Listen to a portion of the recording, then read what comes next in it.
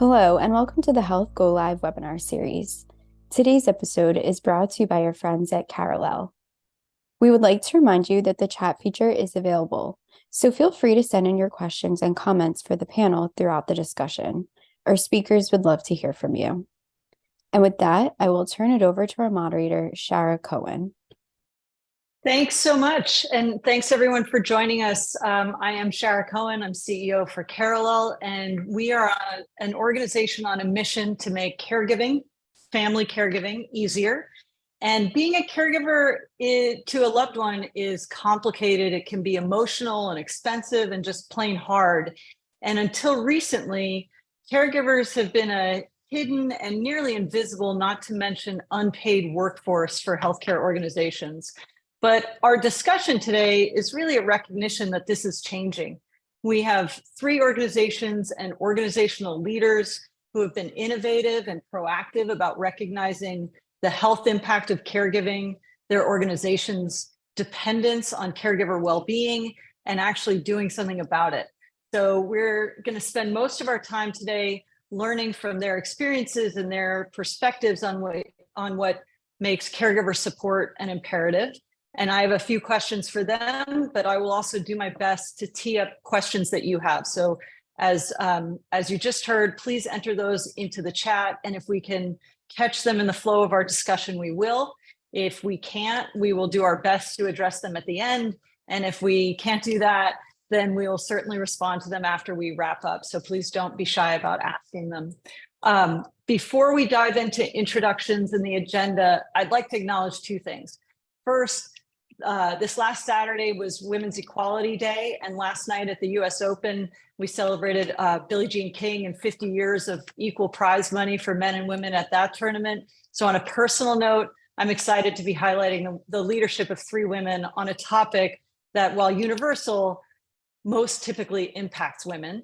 And second, I want to acknowledge that we're going to have a discussion about each of their businesses on a topic that's highly personal. So before we jump into the business side of it, I'd love to break the ice a bit and ask each of our panelists as individuals why caregiving is important to you and how it's impacted you. So we're going to start with Courtney Cruz, Senior Vice President of Government Markets for Independence Blue Cross. Courtney, thanks for joining us. Thank you for having me, and good afternoon, everyone. What a great intro, and what a great opportunity to talk about such an important topic. And Shara, as you mentioned, such an important topic, particularly for women around the world, but obviously, importantly, nationwide, that have been the backbone of caregiving for a very long time, which I think connects directly into my own personal story. It is very common in Philadelphia, the city you see behind me, and in the Philadelphia area for it to be a multi-generational lifestyle community. Sometimes we call it the largest small city in America. And many people are raised here, grow up here, their families are still here, they live in the same block their parents did. And as a 4th generation Philadelphia area citizen, I can definitively say that I have lived the experience that we hear from many of our members, which is I have watched my great aunts and uncles take care of my great grandfather. I've watched my aunts and my mother take care of their mothers and their fathers. And now I am in the position, both a blessing, so mostly a blessing, sometimes a burden, of kind of handing down the generational torch. And the beautiful thing is we have quite a long-lived family, but the challenges of dementia, of mobility issues, just the ongoing sort of drain that it can really cause on the family is something that I have lived real time. And so really, it's one of the things that makes me so passionate about Carelel and about the programs that we've been able to institute here at Independence with your support. Thanks, Courtney. And so Jessica Hill, Director of Medicare Segment for Blue Cross and Blue Shield of North Carolina. Want to give us your perspective and experience? Sure. Thanks for having me today, Shara. I'm excited to be here with everyone. I think my own personal experience and really, I think dovetails to your opening statement and what Courtney shared as well. It is about my mother and watching my mother, who is Medicare eligible, caring for her parents who are no longer with us, but were also Medicare beneficiaries as well. So that type of, sandwich generation where we're watching our parents age, also still caring for their aging parents, and the experiences that she had, and I guess third hand sort of me experiencing along with her, not really knowing where to go for resources, right? Like there's all this stuff going on. What do I do about all of this stuff? And it's never ending. It's endless. And so I think that's what really excites me about our offering with Carallel and how we've approached it, that we're really addressing that gap for our members in our community more broadly. Thanks for that, Jessica. And Dr. Malco, can we have you join us as VP and CMO of Medicare Solutions for Florida Blue? Tell us about your experience. Thanks. Yeah, delighted to be here with you all today. I had a lot of personal experience. Unlike most of you, I am Medicare eligible. And so my parents are no longer with us. My mom, who, like so many moms, ran the family, died quite young. And my dad sort of crumped and a bit an hour away, and she kept trying to drive back and forth from New Jersey to Brooklyn, and she just I can't do this isn't working. And she had a young child, I had a young child, so we moved my dad up to my home, and we built an addition on, and we lived with him. We had him there for 8 years. It's a very, very challenging experience. I mean, I got to know him in ways I probably would never have known him before. My son got to know his grandfather, but it is a 24/7. And fortunately, he had his own financial resources, which, were a blessing, unlike so many people who are not only emotionally exhausted, but financially exhausted from the burdens of caregiving. But it really was very much endless, and there were times when I had to get my housekeeper to come and dad sit, because I had things I had to do, and I would travel for work and be trying to deal with this on the phone, or get my husband to join in the fun. So it is exhausting. It is rewarding, and we've done a lot in my organization, and very excited to talk about that today. But I think having lived it and knowing that 90% of people will either become a caregiver or require a caregiver, it's universal. And yet we kind of ignore it for the most part. So really delighted to be here today to share both my personal and my work experience. Thank you. And thank all three of you. It is so personal and so ubiquitous. And maybe if we take that as a moment to sort of zoom out a little bit, I've had multiple people say to me recently and unsolicited that they're realizing that the rate and way in which we age as a population is the biggest issue we face, second only to climate change. And it's a big statement, but it's true. So let's share a quick few data points that ground that perspective, and particularly for Medicare Advantage. And so just a few years ago, AARP reported that 1 in 5 American adults are family caregivers. By the end of this decade, baby boomers will all be older than 65, and older Americans will also make up 1 in 5 of our population. 10 years from today, or 10 years from now, older adults will outnumber children. And by 2060, nearly 1 in 4 Americans will be 65 and older. The number of 85 and older will triple, and we will have 500,000 centenarians additionally added. So by the increased needs that we have as we age are obvious, and with or without provider or professional caregiver shortages, which we certainly have, we rely on friends and family and the experiences that Courtney, Jessica, and Dr. Malco have shared to help us as those needs increase.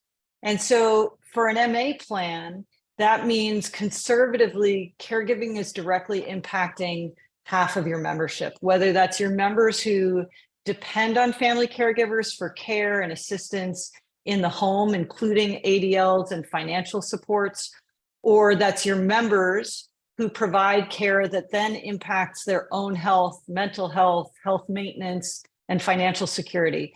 So with that backdrop, I'd love for our three panelists to focus on your respective organizations, give us a bit of a sense of the organization, what your MA membership looks like in your neck of the woods, and tell us a bit about your program to design and support family caregivers. Let's start with you, Dr. Malco, if you wouldn't mind.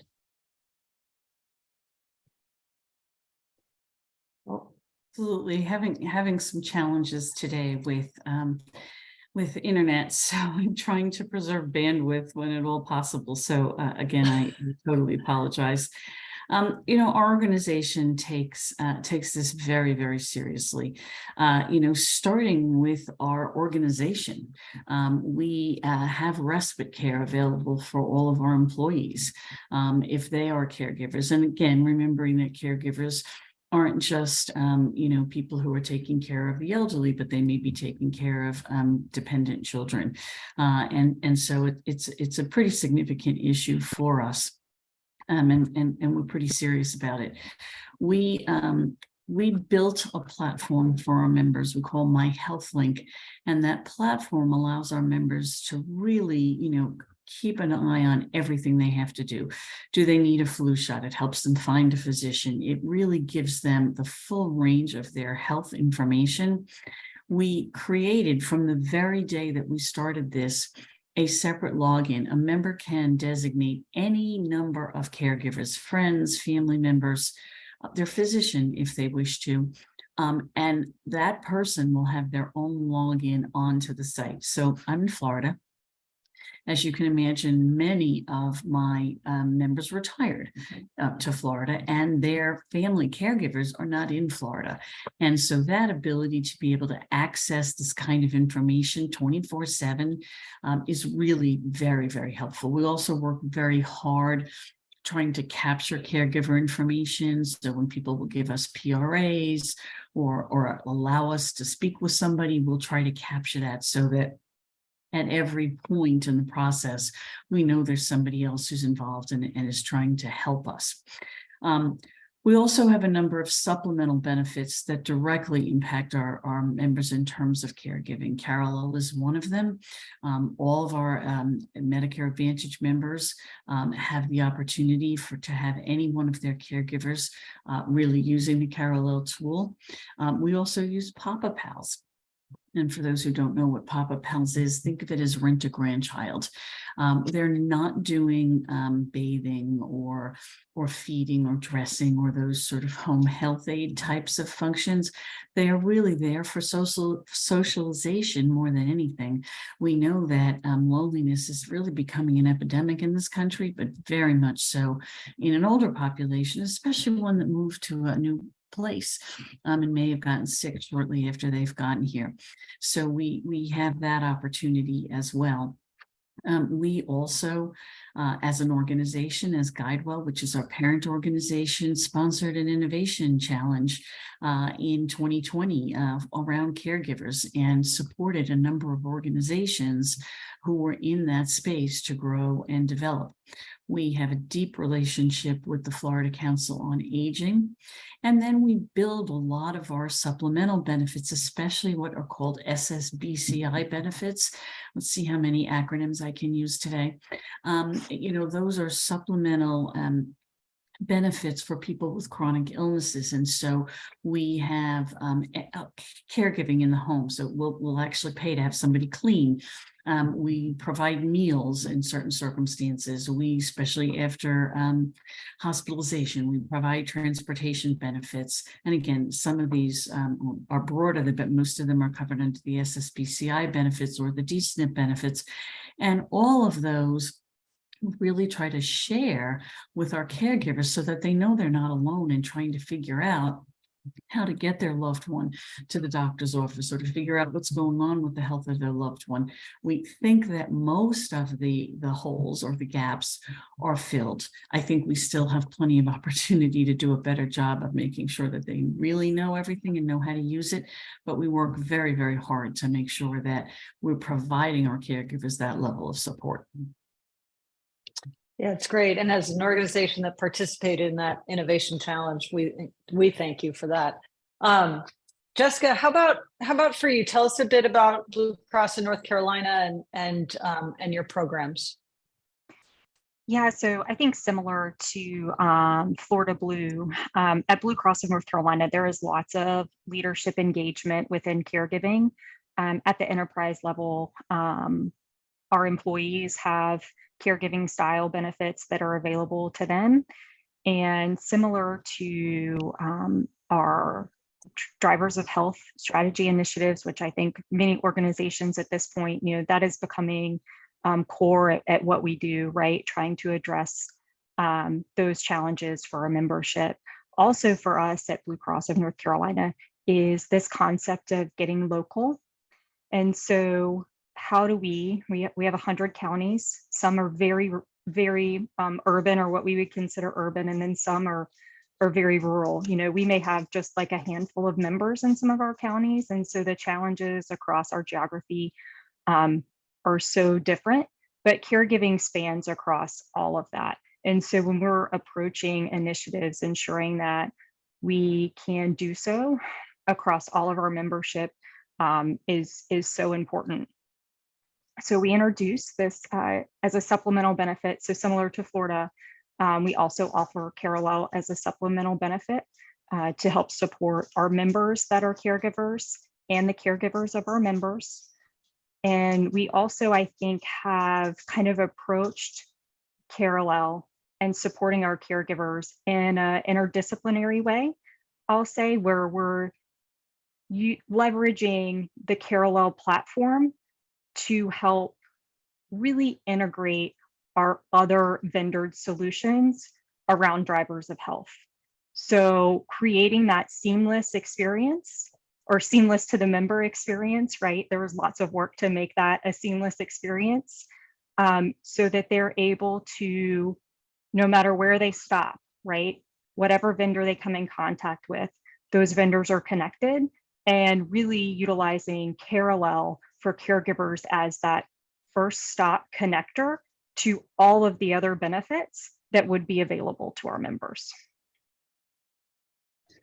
Yeah, thanks, Jessica. And I think that comment about drivers of health, there is such an interconnectedness and with caregivers through lots of challenges that organizations have. And I think your comments and Dr. Malco's around both the practical assistance that the variety of supplemental benefits can provide, making those easy and apparent to caregivers while supporting them on the more emotional and supportive nature of what they need is a really powerful combination. And so it's exciting to get to be a part of and to watch.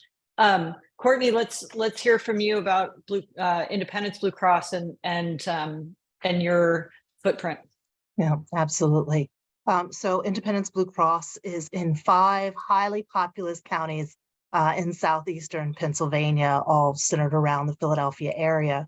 And I think different than perhaps the way that North Carolina and Florida Blue have approached caregiving, we really were approaching it from a clinical quality perspective. And to kind of give a little bit insight into why, it's as we were doing the consumer research and really getting to better understand the needs of our population, a couple of things stood out. One, Independence has been in Medicare Advantage for a very long time, since the very beginning. Actually, we had one of the first demonstration PPOs with CMS. And because of that, we have a population that also trends older than I think many of the other Medicare Advantage organizations out there, including many Blues. And so because of that, we have PBPs where the average age of the membership on that PBP is 84. And so as we were thinking about all of those stats that Shara shared at the beginning regarding aging in America and what is going to be facing us all in the next 10 to 20 years, for independence, we're facing some of those things now. And so it was really important as we came out of the pandemic that we really stretched ourselves and thought about what would be the most helpful thing that we could provide in order to keep our members healthy. And we saw a few pain points. Again, Philadelphia area, really kind of unique in that we have a ton of providers and different types of hospital systems, from UPenn to community-based hospitals. Access to care in general is not an issue for us, but the connections can be very difficult. And particularly when our caregivers were in moments of crisis, we wanted to make sure we were there to help connect them to all of the different resources that were going to help to ensure that that 82-year-old who just broke her hip was going to be able to not bounce back and forth between SNF, home, back in the hospital again, avoid readmissions, all of those things. And all of those things were also having a drag on our CAHPS scores from a STARS standpoint. And so we really got hyper-focused in that sort of post-acute space, sort of a program where 100% of our members who are admitted to the hospital receive outreach from our plans. We actually have nurses in certain SNFs to help our membership. And as we were going through that process and going through the consumer research, caregiving kept coming up again and again and again. And how overwhelmed the caregivers were, how many of them were cohabitating with mom or dad. And so mom or dad were coming back home with them, but they didn't really have the tools, the support, and they were just emotionally drained and exhausted during a time and a moment where you really needed to be very hyper-focused on the care that that member was receiving to make sure they weren't having a readmission, for example.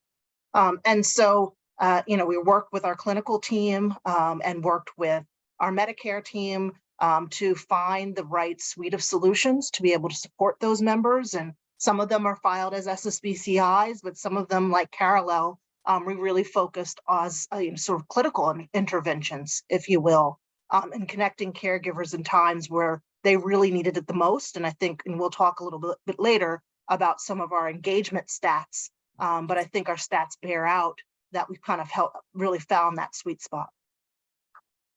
Yeah, thanks, Courtney. Mm-hmm. And so a question has actually come in, and that I think we can maybe hit on is how do you find the caregiver? How do you identify who they are? And Dr. Malko, you mentioned kind of offhand about trying to capture at different points in time. Is it and so for each group, maybe just a couple reactions on whether you've I feel like I know the answer to this, but whether you've found a catch-all solution that gets you all of your caregiver identification done up front, or how you've strategized that as a continual improvement effort. And maybe Dr. Malko, I can put you on the spot to go first since you spoke to it a little bit already. Yeah, sure. And so, yes, we do. We obviously capture the caregivers in My Health Link, which is our member portal. And anytime a member calls in and they want to talk about mom, and we say, we need to get a PRA. And when we get it, then we keep that. And so that's on file. And so we know that as at least a potential source of caregiving. Our care managers are trained to try to identify caregivers and to capture that information as well. What we haven't built, I think, as effectively as we should, and there's some reasons for that, is a true within our systems, like you can go in and look at the member's name and birth date and who their caregivers, right? So we have not fully built that out. We have to sort of go here and there. We have done training with our call center as well on the importance of capturing caregivers if that's what's coming. But again, so often a member or family member is calling angry, and you don't necessarily want to stop and try to get them to give you the name of a caregiver. But so it is not. We are nowhere near where we need to be, and anybody who is doing something great, we're all ears and would be really excited to find out more ways to capture them, and then also, more importantly, a better system to hold on to them and have them available. Courtney, do you have any comment to add? Sure. I think you're reading my mind at this moment, which is, so I have my holy grail destination sort of perfection North Star in mind. And it's something that the team is building towards, but it's something that we are absolutely in our infancy. I would argue that we're actually one step behind Florida Blue, and that right now our member portal does not allow for caregiver access unless you're a parent, and you've got the subscriber sort of relationship. And so everything from looking at our member portal to looking at DART, which is our data repository warehouse, and that we just migrated to the cloud, that has given us so much great insight and technology, and really is what our informatics outreach stack is built on. And we were doing wonderful things from a clinical and engagement and texting and calling and you name it, it's all there. We do not have a field for caregiver. We do not have a field to store the various permission levels of caregiver in a way that is actually searchable and usable.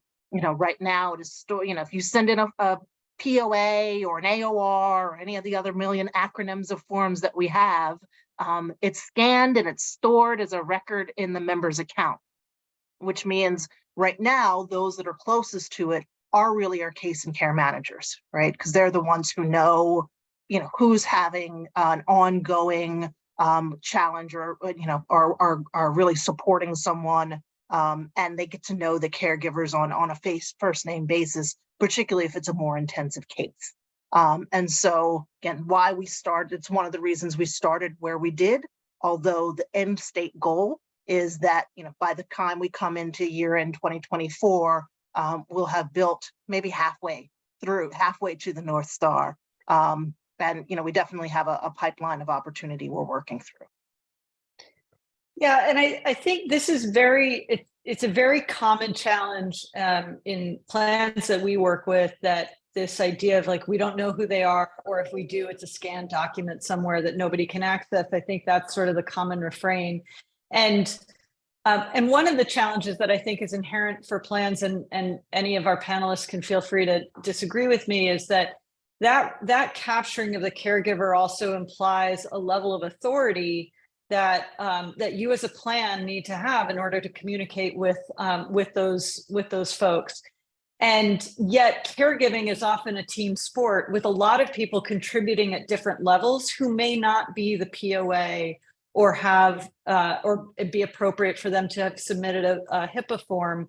And so, I think the role that we play for a lot of organizations is starting to build a caregiver CRM on behalf of our customers. Now, I'm not sure that ultimately that fits the vision that Courtney just laid out, right? You want to have that in-house, and someday we'll be able to port that over to you. But I think that's one recognition that that is interesting for plans to grapple with, is you want to have relationships with people who may not be at the level of what healthcare is used to calling a relationship, right? In that authority. Jessica, I kind of jumped out on your opportunity to chime in on that topic.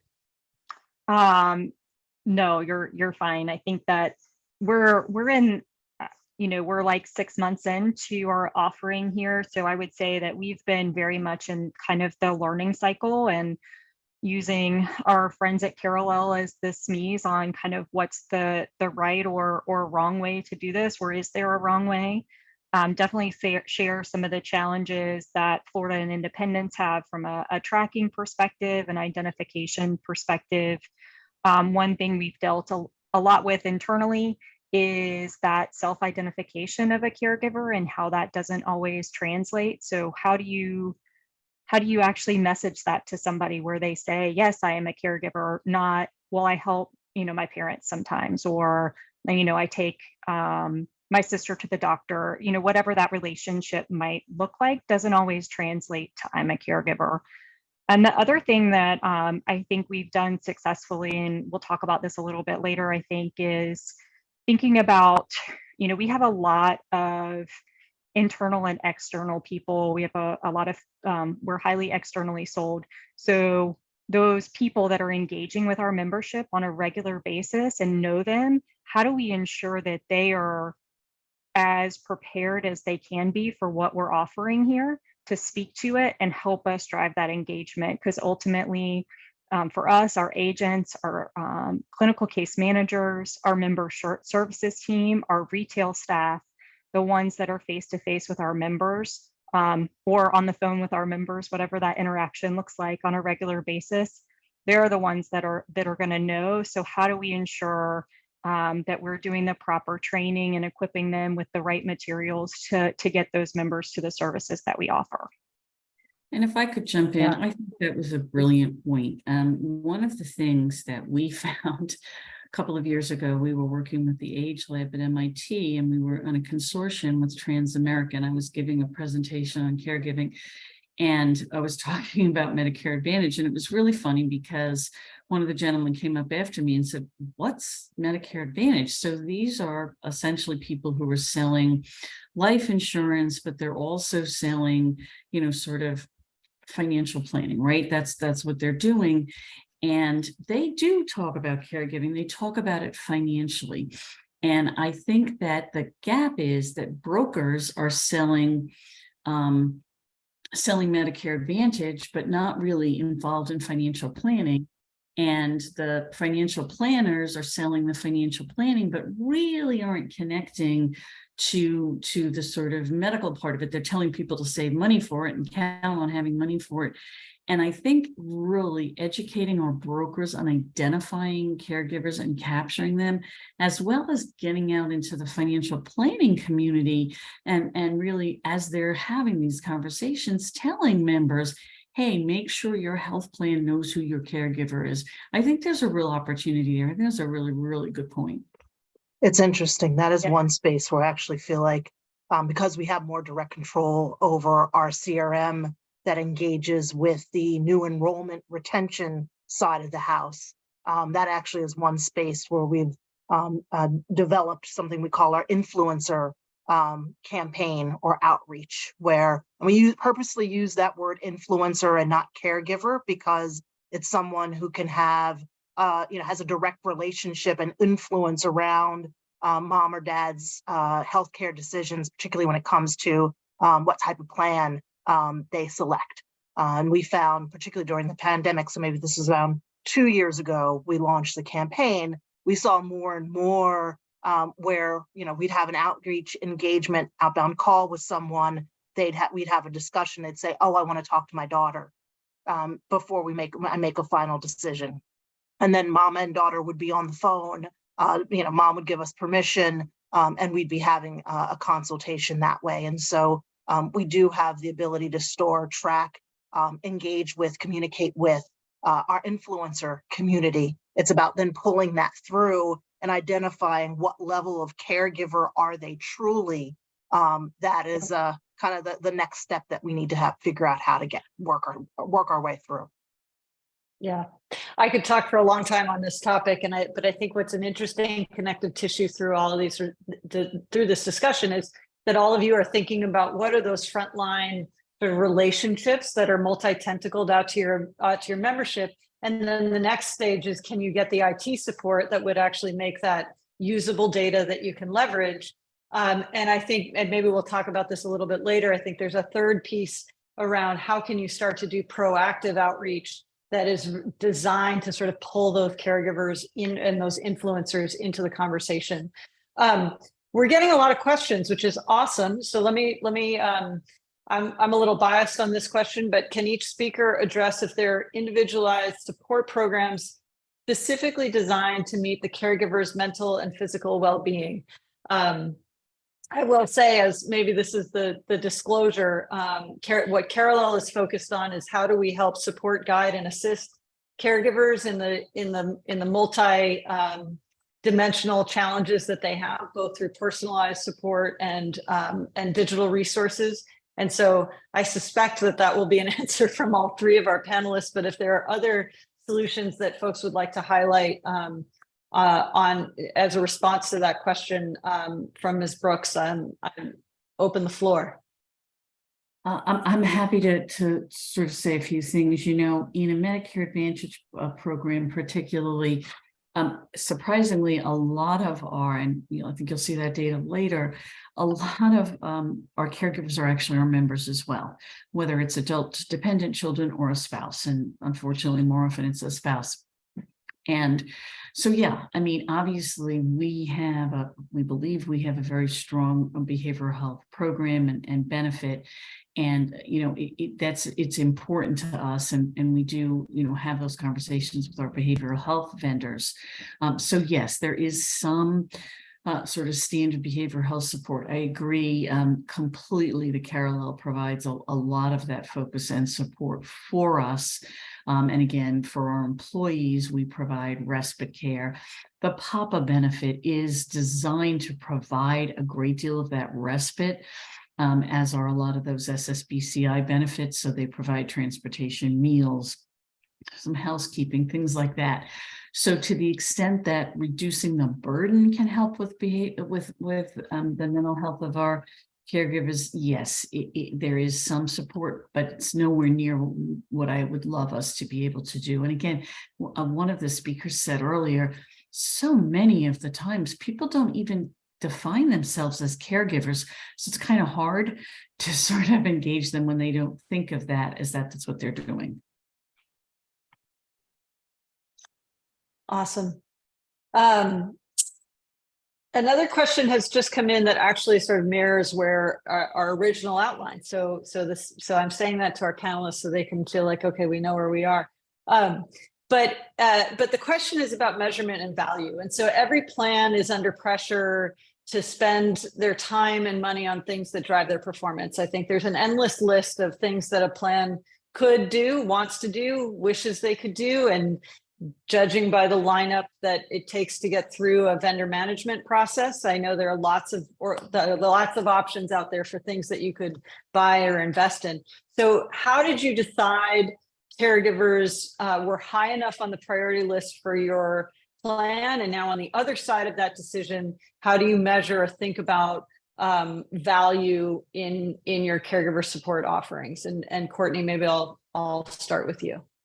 Yeah, so I think how did we decide that this was the place to start does dovetail directly back to understanding our member population and the fact that we did have an elderly population immediately that we were supporting in present day, but also understanding, for someone who's been in Medicare Advantage in some way, shape, or form for 15 plus years, that silver tsunami, we were all excited to sign up. As they aged in, yes, get all those turning 65, new to Medicare campaigns out the wazoo, are we going to be as excited, or more importantly, as prepared when they turn 75 and when they turn 85? And so for us, we saw this as a little bit of a way to pilot and sort of create a journey and a gateway from, what who we're supporting now to who we assume we're going to be supporting in the near future. So that was part of the why, beyond all the things that we just talked about, that, we felt like this was an incredibly important time to really invest in this space. And then from a measurement standpoint, obviously we're measuring, sort of your normal engagement statistics, how many of who we offered the program take us up on it, of those that take us up on it. How many times are they engaging? What kind of outcomes do we see? Again, because we're very clinically focused, there's a Carallel post-hospitalization program that we want to see a high percentage of our caregivers go through, and that is something that we're seeing. And although it is still early, we're going to be looking at and measuring outcomes both from a readmission standpoint, as well as overarching, sort of performance on plan when we think about things like stars. That's great. Thank you. Jessica, how about you? So, as I mentioned earlier, when there was lots of leadership engagement for us on kind of the concept of caregiving, and lots of our leaders felt personally connected to this. This sort of was I'll say a low risk potential for really high impact and market differentiation. And that's the opportunity that we saw at the launch, right? Like an ability to support our members in a way that we are passionate about, and we also don't see everywhere. So from what is Carelel going to drive for us, it was really our caregiving program overall when we talk about the integration with some of our other DOH benefits. So that integration, the programmatic approach, and how that was really a market differentiator and could create some growth for us within the market. Now we have some experience, everything's working well. We're starting to truly want to drive some utilization and have those conversations around, so let's truly measure the impact. I would say so far it looks amazing, more impactful for us outside of just the numbers that we see or the stories that Carelel will bring to us. About how they're impacting our members, stories that maybe we wouldn't hear, members that are going through challenges we wouldn't know about that we're able to help support in a different way than we were before. And so I would say from measurement of impact is important. It's also qualitatively really important too. And that's where we are today, and really seeing that impact and feeling that, and looking forward to really getting to the true quantitative. I think we'll talk a little bit later today, hopefully, about some of the pressures coming Medicare Advantage plans way. So how we translate that into ROI that I can take out and socialize, right? Not, we have this great program for our members. Hey, it's also saving us some money, right? So how do we combine all of that together to really tell the story? Yeah, that's great. Dr. Mako, how about you? What are your thoughts on ROI and measurement? It's a great question. Look, I think it was a very easy sell early on.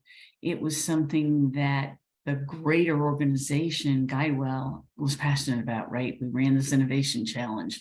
We built our web portal to manage this. We engaged with archangels. I mean, we just did a lot of things. But, Medicare Advantage plans are feeling incredible stress right now. There have been a lot of very significant changes that are absolutely impacting the bottom line in a painful way. And every program, especially any vendor program, we are being asked to rationalize, show us that there is an ROI. And, again, I think effectively capturing the savings associated with caregiving is not easy, right? I mean, at the end of the day, I can't prove really very effectively how many readmissions didn't occur or how many ambulatory sensitive conditions didn't occur because I supported the caregiver, as opposed to, well, the caregiver is the one who prevented the readmission, but it's nothing you did, Beth, or nothing that we did, GuideWell as an organization. So I think really being able to pull out the different threads and be able to show a value to those threads. There's no argument that without caregiving, we would all sink under the weight of providing paid care in the United States. We couldn't do it. So there's an absolute acknowledgement of that it's absolutely critical and that we've got to get it right. But having to duke it out with someone else's agenda and their vendor and their budget item, it is a challenge. And I think any and all ideas about the best way to tease these kinds of savings out, it's hard enough to show case management works, much less being able to show that by supporting a caregiver, I was able to reduce cost of care. So totally want to hear from anybody and everybody on ways that they feel like they've done that effectively. So on that note, I'm interested in maybe teasing out a bit of a difference in how I think organizations have the organizations we're seeing here today have approached this. And so from a North Carolina, Florida perspective of a general supplemental benefit versus I'm not pitting you against each other, but Courtney, thinking about this in a very specific clinical extension, do you think about it differently? Do you think about it from a, does it create an opportunity to create risk sharing arrangements, or does that create more opportunity to deploy more targeted programs, or does it put you in a position when you think about CMS changes to have to pull back on benefits? Yeah, I can only say from my perspective, although I believe in the platform enough to say that I truly wish we could have started off where Florida Blue and North Carolina did, which was broader, offer to a wider array of members and built into the product itself. In addition to the fact that we saw that there was a clinical need, it also was a way to get started in this space and that was more focused and perhaps allowed us to kind of measure and balance all of the different aspects that we're juggling. We're in a highly competitive market, maybe not as competitive as Florida, but still a very highly competitive market and publicly available data. We do have a strong market share in MA. And so, we continually ask ourselves, if we only have $1, where are we going to spend it? And so that's sort of been built a little bit in our DNA, particularly in the past few years. And it's something that we're absolutely going to need to carry forward now that CMS has, made quite a few changes to the program. And I'd also say anyone who's been, kind of brought VBID, some of the new VBID allowances into their benefit design structure, my understanding is that CMS is also asking a lot more questions and looking for a lot more data as we've all kind of chased the SSBCI, in some cases in a wonderful way, in other cases in a how many shoppable, sellable benefits can we add to get someone to enroll. I think CMS is going to start looking at us, if they're not already, pretty critically around what is the real value that you're getting for that benefit you've added or that program that you've added that you're spending federal dollars for. And I think they're going to look for an answer that is more than, well, it gave me an advantage on Medicare Plan Finder, so I could enroll more members. I think, as anticipated, this hour is going by very quickly. So we'll go into a little bit of a speed round here, and I think as we maybe get into wrapping up, I think it would be great to hear from each of you just on advice that you would give as you're now into an executing strategy around caregiver support and caregiver engagement. There's a big distance oftentimes between a good idea and something that you think is the right idea, or the right thing to do, and making that a reality. So if there's advice you would offer about implementing a caregiver strategy, or building cases internally, or answering that continuation question from a value perspective, it would be great to hear that. Maybe Jessica, I'll start with you.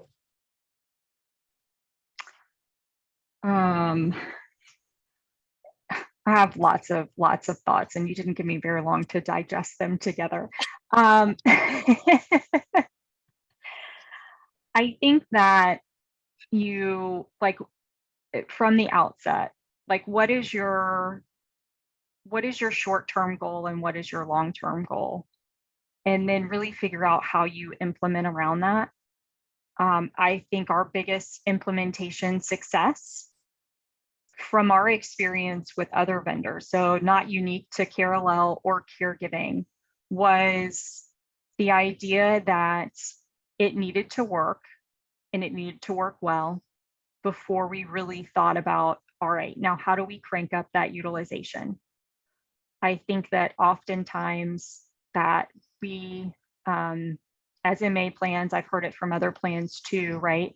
January 1, we really want to drive that utilization, and that may not be the best approach. So sort of that plan, that engagement plan of when you're going to start driving engagement and utilization, how you're going to target that, how that changes over time, and what sort of gates do you need to pass to ensure that it's driving a really good member experience for you. We've had very positive NPS scores. So we have quantitative data, we have qualitative data to really show that the solution is working for us and for our members. But that, I think that is really a sign of a thoughtful implementation process. And so I think that's maybe more overarching than just caregiving, but maybe really specific to caregiving, and that you wouldn't want to come out with a solution that just disjoints that person's life more. Yeah. Courtney, thoughts to add to that? I would agree with all of that. And I think what goes underneath that is, you don't have to accomplish everything all at once, but stepping off the curb, doing something, getting started is oftentimes the best advice, particularly when it hangs off of a mega trend like this one, right? Like there's nothing that any of us can do, including CMS, around the aging demographics of America. We don't have enough geriatricians. Clinicians are going to be stretched. Caregivers are going to be stretched. It really is, you can't argue with the facts. So if you're, gonna invest somewhere, I think it makes sense to invest here, but how and where you get started, and acknowledging that you don't have to figure it out all at once. But when you do, enter in small and be thoughtful about your approach, I think is great advice. Yeah. Dr. Malco?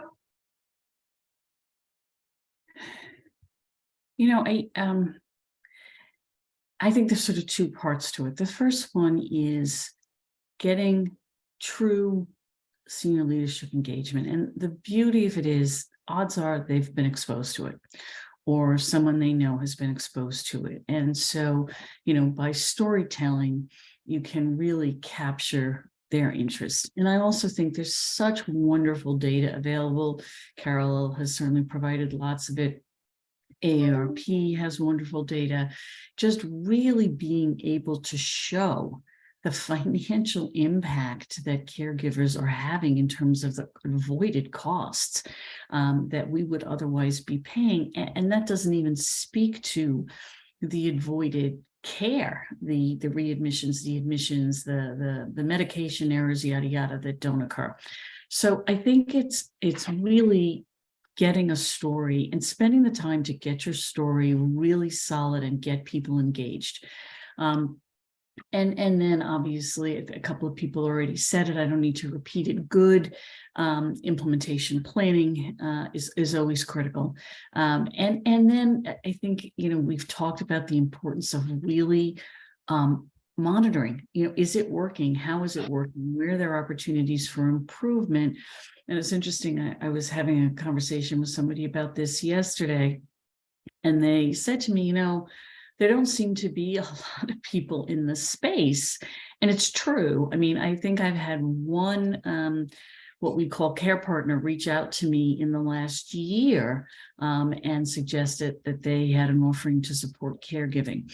So I think that idea of some internal building, which again, we have done as well, and then cobbling bits and pieces together, which we have done, are all really important. But then being able to, and I think my next step, although I'm retiring, so maybe not my next step, but the next step in our organization is to really weave them all together to make sure that it is a cohesive whole, and that therefore the story really reflects all of the pieces and the outcome.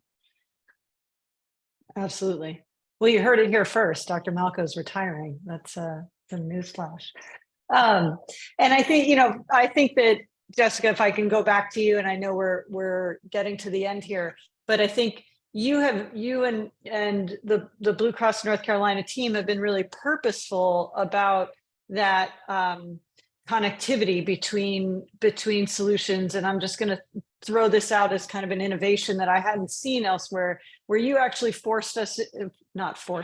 invited us, all of your partners, into a room and sort of locked us in there to say, like, tell us how these connections are going to work. We're not, we can all talk about it in separate meetings with you, or you can connect all those things. So,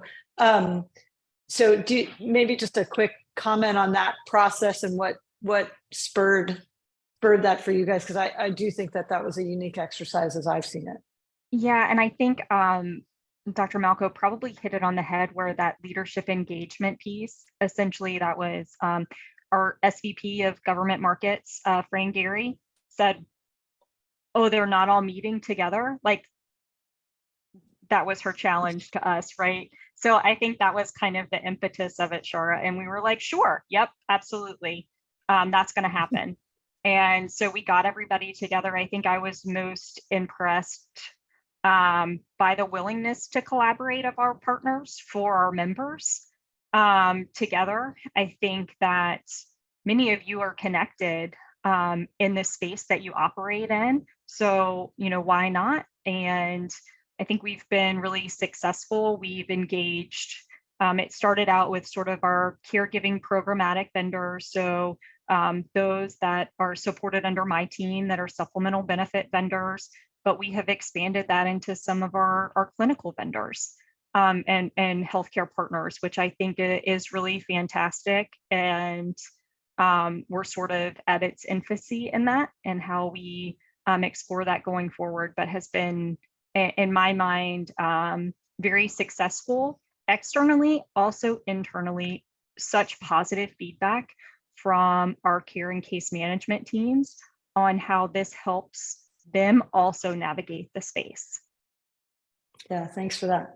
Well, we are really at the top of the hour, so I want to thank everyone for joining us. There were a ton of questions that we'll do our best to answer quickly afterwards. I hope I got a lot of them in. Really want to thank Dr. Malco, Jessica Hill, Courtney Cruz. It's a personal privilege to work with each of you, and I appreciate you sharing the experience and the way that you've gone about this with the group generally, because obviously the more that we can do to support people, that suits my mission. So I appreciate the soapboxes that you're all standing on, and thank you all. Have a great afternoon.